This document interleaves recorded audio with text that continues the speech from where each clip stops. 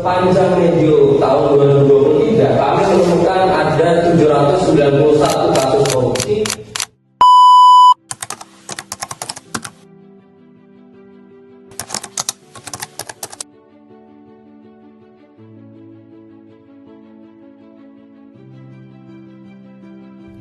Halo rekan-rekan, kami dari kelompok 5 Universitas Pelita Harapan akan membahas mengenai pendidikan anti korupsi di Indonesia.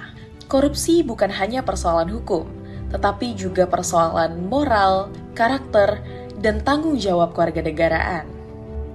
Dalam konteks negara hukum, praktik korupsi dapat melemahkan demokrasi dan mengganggu ketahanan nasional. Oleh karena itu, pendidikan anti korupsi merupakan langkah strategis dalam membangun integritas generasi muda.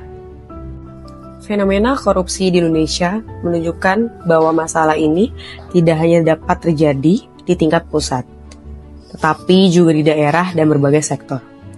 Kasus suap, gratifikasi, hingga penyalahgunaan jabatan menunjukkan adanya krisis integritas dalam sistem birokrasi dan pelayanan publik. Hal ini membuktikan bahwa korupsi bukan sekedar pelanggaran administratif, melainkan persoalan sistemik yang memerlukan pendekatan preventif dan edukatif. Dalam konsep negara hukum atau rule of law, setiap warga negara memiliki kedudukan yang sama di hadapan hukum. Namun, ketika praktek korupsi terus terjadi, kepercayaan masyarakat terhadap suplementasi hukum menjadi melemah. Desain penyelesaian masalah korupsi tidak bisa hanya mengandalkan penindakan hukum, tetapi juga harus melalui pembentukan karakter dan budaya integritas melalui pendidikan. Secara definisi, korupsi merupakan penyalahgunaan kewenangan, kekuasaan, dan juga jabatan yang merugikan negara dan juga masyarakat.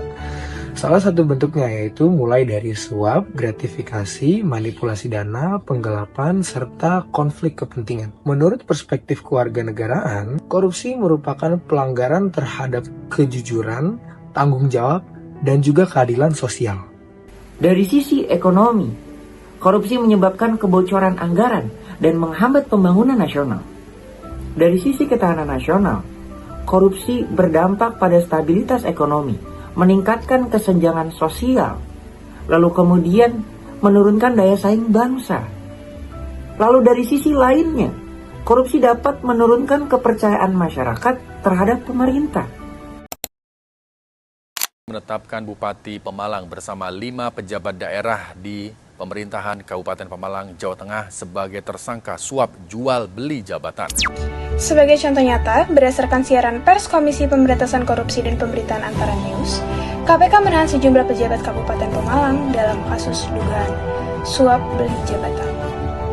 Dalam kasus tersebut, sejumlah ASN diduga memberikan uang agar dapat memperoleh promosi jabatan. Hal ini menunjukkan bahwa sistem merit dalam birokrasi telah disalahgunakan. Jika dianalisis, kasus ini menunjukkan bahwa jabatan publik yang seharusnya diberikan berdasarkan kompetensi berubah menjadi transaksi. Praktik seperti ini merusak prinsip keadilan, transparansi, dan akuntabilitas dalam tata kelola pemerintahan. Jika dikaitkan dengan dunia profesional, pola yang sama bisa juga terjadi dalam proses rekrutmen kerja bila integritas tidak dijaga dari awal. Upaya pemberantasan korupsi tidak cukup hanya melalui penindakan hukum, tetapi juga harus melalui pencegahan. Pendidikan anti korupsi perlu diterapkan secara sistematis di sekolah dan di perguruan tinggi untuk menanamkan nilai kejujuran, tanggung jawab, disiplin, dan keberanian menolak gratifikasi. Selain itu, transparansi dalam sistem birokrasi dan rekrutmen harus diperkuat melalui mekanisme pengawasan yang jelas. Peran generasi muda sangat penting dalam membangun budaya integritas. Mahasiswa tidak hanya dituntut memahami teori, tetapi juga menerapkan nilai anti korupsi dalam kehidupan sehari-hari, termasuk dalam lingkungan akademik, organisasi, maupun dunia kerja.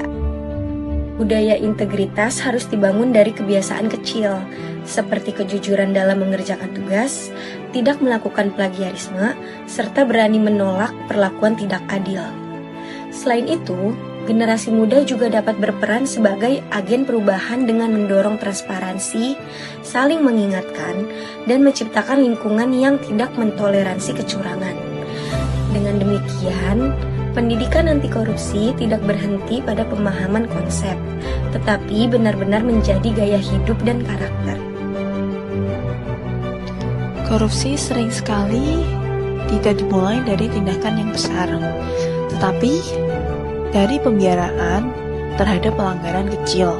Ketika individu terbiasa mengabaikan kejujuran, maka budaya koruptif dapat tumbuh secara perlahan. Karena itu, menjaga integritas hanya bukan tanggung jawab pemerintah, tetapi tanggung jawab setiap individu. Pendidikan anti korupsi bukan merupakan sekedar mata kuliah, tetapi merupakan proses pembentukan karakter untuk menjadi warga negara yang bertanggung jawab. Jika kita ingin Indonesia yang lebih adil, bersih, dan bermartabat, perubahan harus dimulai dari diri kita sendiri. Sebagai mahasiswa Universitas Pelita Harapan, kita dipanggil untuk menjadi pribadi yang lebih berintegritas dan membawa nilai kebenaran di tengah masyarakat. Sekian dari kami kelompok 5, kami ucapkan terima kasih.